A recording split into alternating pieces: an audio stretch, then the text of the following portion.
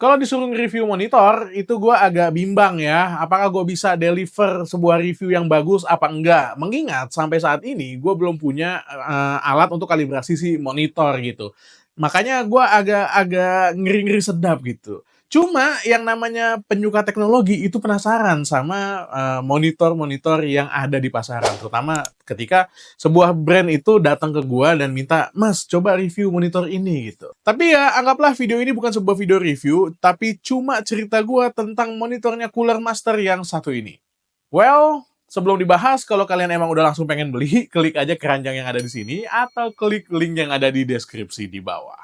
Yuk kita bahas. Secara desain, monitor ini hadir dengan desain yang biasa aja sebenarnya ya. Nggak ada istimewa-istimewanya sama sekali. Kakinya batangan kayak begini dan base-nya ini bentuknya agak kotak tapi agak membulat.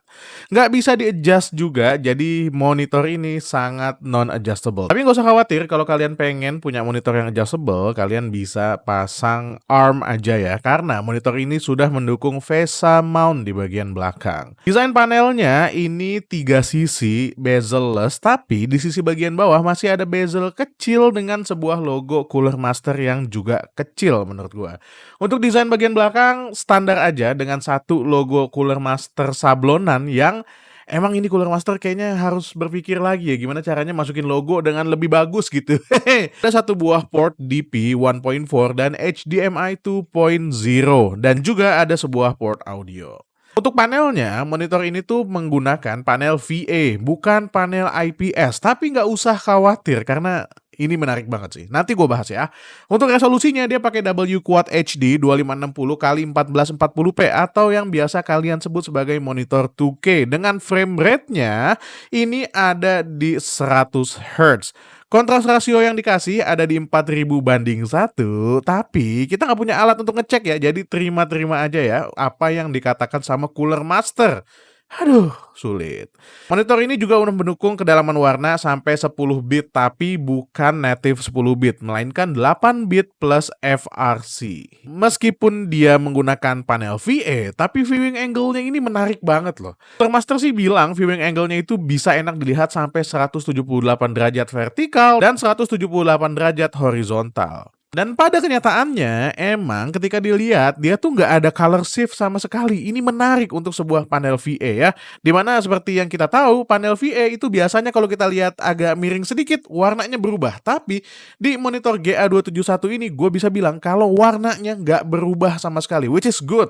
Meskipun ya, untuk kontras rasio atau kedalaman warnanya jangan dibandingin sama panel IPS, apalagi panel OLED ya. Panel VA ini rasanya agak kurang deep gitu blacknya. Untuk color gamutnya, ini lagi-lagi ya, gua nggak bisa ngecek karena kita belum punya alatnya nih, harganya lumayan pricey ya.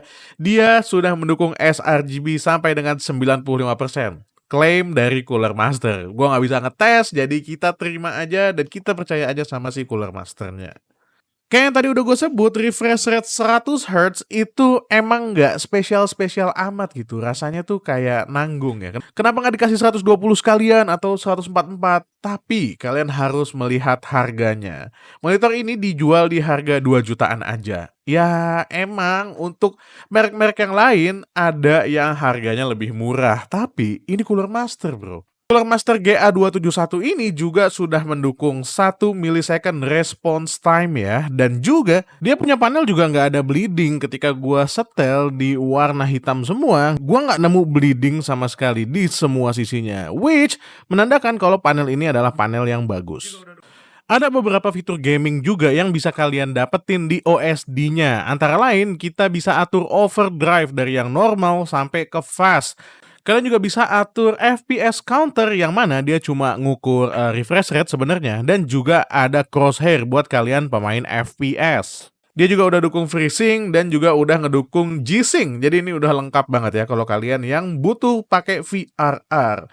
Well, monitor kayak begini emang buat siapa sih sebenarnya ya? Karena secara spesifikasi emang kesannya tuh kayak agak nanggung. Dia pakai 1440. Oke lah, bagus. dia pakai panel VA, oke, masih masuk akal juga panel VA gitu ya. Tapi dia punya refresh rate kok kenapa cuma 100 Hz gitu. Nah, ini yang menarik. Emang kayaknya Cooler Master tuh nggak nargetin monitor GA271 ini untuk orang-orang yang menggunakan monitornya untuk main game yang kompetitif. Tapi kayaknya emang dia lebih mementingkan kualitas gambar dan refresh rate yang masih masuk akal untuk dipakai main game-game yang imersif. Katakanlah kalian mau main Wukong, kalian mau main Red Dead Redemption 2, mau main apa lagi? Assassin's Creed Mirage misalnya. Ketika PC kalian cuma bisa mainin sampai 60 FPS, buat apa nyari yang di atas 100 Hz, ya nggak? Well, itu bukan sebuah pembelaan untuk Cooler Master, tapi gue cuma pengen ngajak kalian berpikir aja logikanya. Memang setiap barang itu pasti ada target marketnya yang berbeda-beda. And that's it. Sebuah monitor dari Cooler Master yang menurut gua bisa banget jadi pilihan kalian untuk kalian beli di harga 2 jutaan. Apalagi Cooler Master tuh sering ngasih promo-promo gitu. Kayak waktu itu monitor ini tuh dijual di harga 2.300.000 terus dapat sebuah mouse gaming. Itu kan worth banget ya. Dengan panel VA-nya yang menurut gua luar biasa cakep ya, apalagi viewing angle-nya itu tuh kayak nggak ada color shift sama sekali gitu. Beda sama panel VA yang lainnya. Meskipun ketika kalian taruh side by side dengan IPS, pasti bakalan berbeda gitu ya. Panel IPS tentu warnanya itu lebih vibrant, hitamnya itu lebih gelap, dan emang lebih nyaman di mata.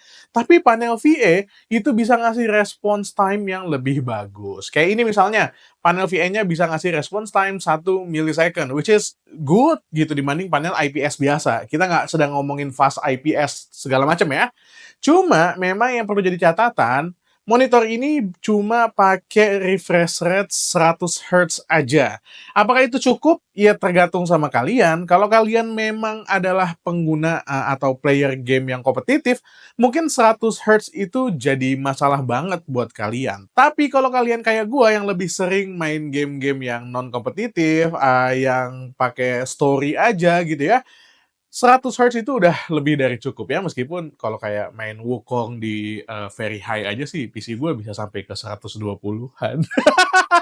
Anyway, itu aja ya video dari main lagi kali ini. Mudah-mudahan ngebantu buat kalian yang lagi nyari monitor. Dan monitor Cooler Master yang satu ini bisa kalian pertimbangkan untuk kalian pilih gitu ya.